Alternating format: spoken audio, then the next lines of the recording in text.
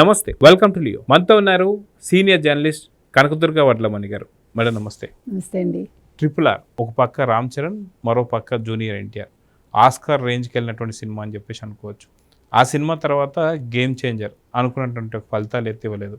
అదేవిధంగా చూసుకుంటే జూనియర్ ఎన్టీఆర్ కూడా అటు దేవర కావచ్చు లేదా వార్ 2 కావచ్చు ఆశించిన ఫలితాలు అయితే రాలేదని చెప్పుకోవాలి. కానీ RRRలో ఒక డైలాగ్ ఉంటుంది. ఏంటి అంటే, ఇంకెంతసేపు నక్కల వేట, ఇకపై కుంభస్థలం కొట్టేద్దాం అని చెప్పేసి అన్న రామ్ చరణ్ డైలాగు అందరికీ గుర్తుంది. ఇప్పుడు అదే విధంగా కుంభస్థలాన్ని కొట్టబోతున్నాడా రామ్ చరణ్ అంటే ఏం చెప్తారు? మామూలుగా ఒక ఇది ఉందండి, నానుడు ఉంది, ఏనుగు కుంభస్థలాన్ని కొట్టడం అంటారు. నేను చిన్నప్పుడు విన్నది ఏంటంటే, ఏనుగు కుంభస్థలం కొడితే ముత్యాలు వస్తాయనేవాడు. అంటే అది నిజమో కాదో నాకు తెలియదు, అట్లా అంటారు. సో అలాగా ఇప్పుడు ముత్యాలు వస్తాయో రావో కానీ సినిమాకి భారీ వసూళ్ళు అయితే వస్తాయని అనిపిస్తుంది పెద్ద సినిమాకి. సో ఇది పెద్దకి ఆపాదిస్తున్నారు. ఆ డైలాగ్ RRR డైలాగ్ తీసుకొచ్చి RRRది. సో ఆ కుంభస్థలం కొట్టడం అనేది, ఇతను రామ్ చరణ్ పెద్ద సినిమాలో కుంభస్థలాన్ని కొడతారా? కొట్టచ్చు, ఎందుకంటే ఆ రేంజ్ మూవీనే అది. నేను దేవన్నే చెప్పాను మీకు, నేను పుష్పకి చెప్పాను మీకు 2000 ఈజీగా కొడుతుంది, 2000 కోట్లని. మనకి అసలు ఆ ఇన్సిడెంట్ లేకపోతే కొట్టేది. 1800 కోట్లు వచ్చింది కదా. ఇది కూడా ఎన్ని కోట్లని నేను చెప్పలేను, కానీ 1000 కోట్లు ఈజీగా వస్తుంది. 1000 కోట్లు దాటాలి నా లెక్క ఈ సినిమా అయితే. ఎందుకంటే మీకు ఆ సినిమాలో ఉండే ఏమనాలి, మనకి రామ్ చరణ్ చూస్తే ఆ ఫీల్ వస్తుంది. అసలు ఎలాగండి బాబు, అతను ఎంత కష్టపడి ఉంటారనిపిస్తుంది. చాలా నిన్న మన చేతికి చూసాం కదా, అట్లనే వచ్చారు భోపాల్కి అతను. అంటే మనిషిలో చెయ్యాలనే తపన ఉంటే ప్రూవ్ చేసుకోవాలి, సొంతంగా చెయ్యాలి. అది ఇప్పుడు హీరోస్ అందరికీ ఉందండి. అంటే పూర్వం లేదని కాదు, ఇప్పుడు యంగ్స్టర్స్ అయినా కూడా వాళ్ళన్నీ ఛాలెంజెస్ తీసుకుంటున్నారు. అంటే భిన్నంగా చేయాలి, మీకంటా నేను ఇంకేదో చేయాలి, I want to prove my self అనేది. ఏదో రొటీన్గా వెళ్ళిపోకుండా ఎవరి ప్రత్యేకత వాళ్ళు చూపించుకోవాలని, అది ప్రతి హీరోకే అది ఉంది. అందులో ఒక్కొక్కరిది ఒక్కొక్క విధానం. ఆ రకంగా రామ్ చరణ్ చూస్తే మనకి అందులో చిత్రంగా ఆ గద పట్టుకుంటే చాలామంది హనుమంతుడిని గుర్తు తెచ్చుకున్నారు. అంటే కరెక్ట్గా పోజ్, అది మూతి కాదు కానీ ఆ పోజ్, అది కూడా ఒక ప్లస్ అంటున్నారు. ఎందుకంటే మెగాస్టార్కి చాలా ఇష్టం కదా ఆంజనేయ స్వామి అంటే, వాళ్ళకి కులదైవం కాబట్టి. సో అది కూడా ఒక ఆశీర్వచనంగా అనుకుంటున్నారు. సో ఆ రకంగా చూసుకుంటే ఖచ్చితంగా రామ్ చరణ్ ఏనుగు కుంభస్థలాన్ని కొడతారనిపిస్తుంది. ఎందుకంటే భోపాల్లో మనం చూసాము, అప్లాజ్ కావచ్చు, అది కావచ్చు, హిందీలో ఎంత బాగా అందరూ హిందీ వాళ్ళు రిసీవ్ చేసుకోండి. జాహ్నవి కపూర్ కూడా చాలా బాగా మాట్లాడింది అమ్మాయి. అంటే తన డ్యాన్స్ గురించి కావచ్చు, తనతో నటించటం అనేది చాలా, అంటే తను చెప్పిన విధానం బాగుంది. సో ఇక్కడ రామ్ చరణ్కి సంబంధించి చూసుకుంటే, అటు చిరంజీవి గారికి సంబంధించినటువంటి వారసుడిగా మనం ఆయన అలానే హిట్ అయ్యాడంటే కాదు, ఆయనకున్నటువంటి టాలెంట్ ద్వారా ఫస్ట్ సినిమా చిరుత దగ్గర నుంచి ఇప్పటిదాకా కూడా ప్రతి సినిమాలో చాలా రకాలైన వైరుధ్యాలు ఆయన దగ్గర చూస్తూ వస్తున్నాం. నటన కావచ్చు, ఇవన్నీ. గతంలో మన సినిమా చూసుకుంటే అటు RRR కావచ్చు, అదేవిధంగా చూసుకుంటే మనకి సుకుమార్ డైరెక్షన్ చేసినటువంటి ఒక సినిమా రంగస్థలంలో అసలు తనకి నటన మీద ఎంతటి ఆసక్తి ఉందనేది మనకి అర్థమైంది.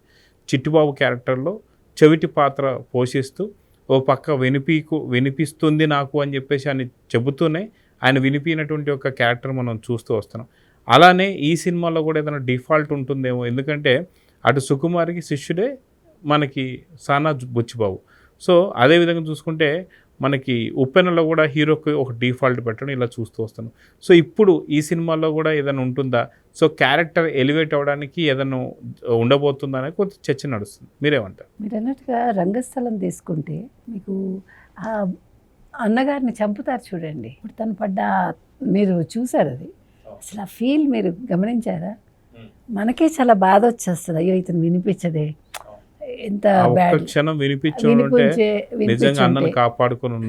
ఎగ్జాక్ట్లీ. అంటే అక్కడ డైరెక్టర్ ప్రతిభ ఎంత ఉందో, ఇతని నటన ప్రతిభ అంత ఉంది. అంటే రెండు కరెక్ట్గా సింక్ అయ్యాయి ఇద్దరివి. అదండి. అంటే ఇంకో గొప్ప విషయం ఏంటంటే, మీకు ఎన్టీ రామారావు గారు కలిసి ఉంటే కలదు సుఖం అనుకుంటా, అందులో ఆయనకి కాలు చెయ్యి సరిగా ఉండవు, షాక్ కొట్టి అది మళ్ళీ లాస్ట్లో కరెంట్ షాక్ కొట్టి సరిగా అయిపోతాయి సావిత్రి గారితో సినిమా.